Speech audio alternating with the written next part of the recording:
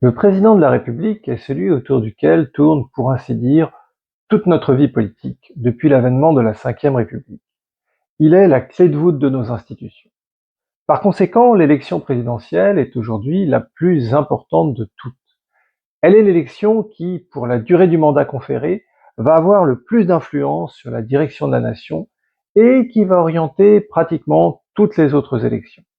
Mais comment cette élection se déroule-t-elle? Quelles sont ses conditions juridiques? Qui en surveille le bon déroulement? Que se passe-t-il en cas de décès d'un candidat, par exemple?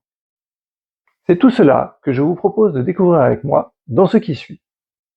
Depuis la révision constitutionnelle du 6 novembre 1962, le président de la République est élu au suffrage universel direct.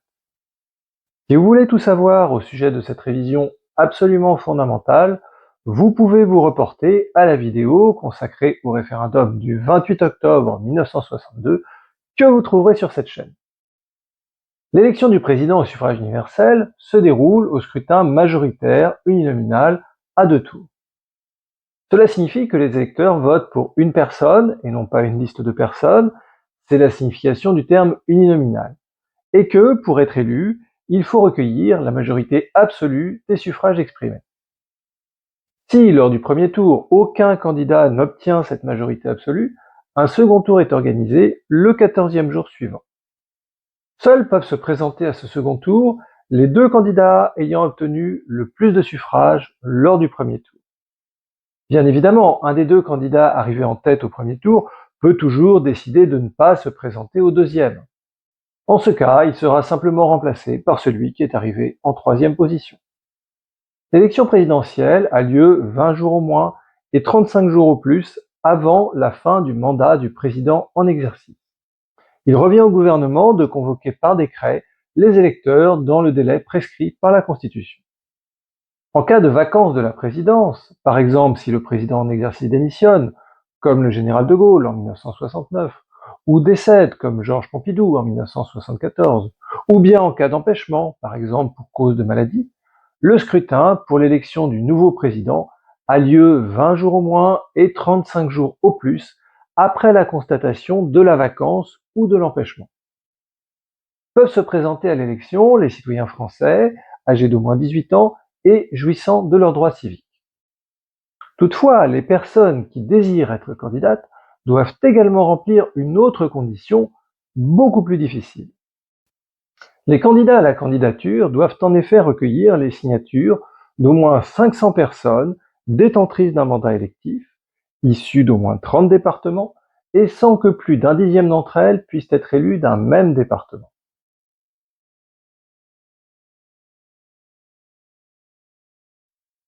Les personnes pouvant ainsi apporter leur signature à un candidat à la candidature sont, pour l'essentiel, des élus locaux, et les maires en forment de loin la plus grande partie. Il y a aujourd'hui environ 42 000 élus qui peuvent donner leur signature, et il y avait en 2022 un peu moins de 35 000 maires en France. Les maires représentent donc quelque 83% du contingent. Mais pourquoi ce filtre à l'entrée de l'élection présidentielle? N'y a-t-il pas là une atteinte au droit de chaque citoyen de se présenter au suffrage de ses compatriotes? En fait, cette exigence de recueillir 500 signatures d'élus se comprend aisément. Sans elle, l'élection présidentielle deviendrait rapidement la proie de tous les illuminés, de tous les fantaisistes, ou de tous les individus en mal de gloire que peut compter la France, ce qui fait assurément beaucoup de monde. Pour vous en convaincre, voici par exemple une liste non exhaustive des personnes ayant déclaré leur intention d'être candidat à l'élection présidentielle de 1995, mais qui n'ont pas pu le faire, faute d'avoir recueilli les signatures nécessaires.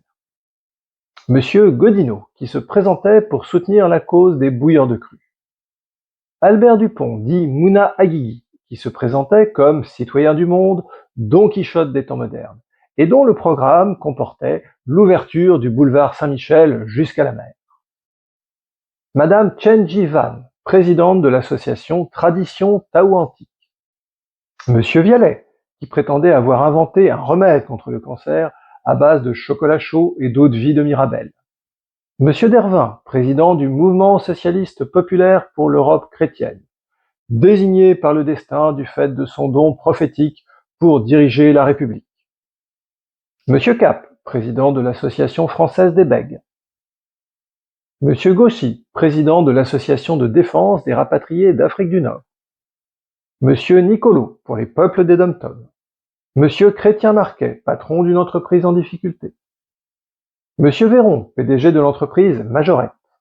Monsieur Édouard Leclerc, le fondateur de l'enseigne de distribution qui porte son nom. Monsieur Becker, pour abolir les privilèges. Monsieur Taponnier, pour une organisation planétaire de l'humanité. On le voit, une forme ou une autre de sélection est indispensable pour que l'élection présidentielle ne devienne pas le concours Lépine de la politique.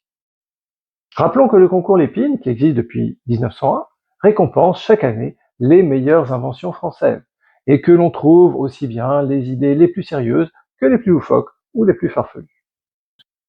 En 1965, lors de la première élection présidentielle au suffrage universel direct, seules 100 signatures étaient exigées. Cette année-là, il y eut 6 candidats présents lors du premier tour. Mais dès la troisième élection présidentielle en 1974, le nombre de candidats avait doublé.